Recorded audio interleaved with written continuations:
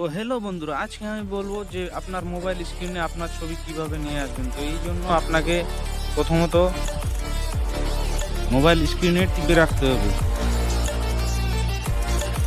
Mobile স্ক্রিনে টিপে রাখার পর আপনাকে নিচের দিকে এই অপশানে আপনাকে টিপতে হবে। তো টিপার পর আপনাকে সাইড করে নিতে হবে। এটা নিয়ে আপনার যে ফটোর গ্যালারি আছে সেটাতে আপনাকে যেতে হবে। যাওয়ার পর আপনাকে ফটো সিলেক্ট করতে হবে। সিলেক্ট করার পর আপনাকে থ্রি ডটে ক্লিক করতে হবে। নিচে যে থ্রি ডট আছে সেইখানে ক্লিক করে উপরের অপশানটাতে ক্লিক করতে হবে।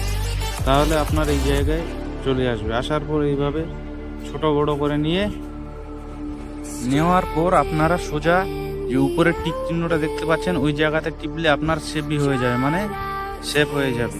তো ভিডিওটা যদি ভালো লাগে চ্যানেলটাকে সাবস্ক্রাইব করে রাখুন আরও এরপরে নতুন নতুন ভিডিও পাওয়ার জন্য। ধন্যবাদ।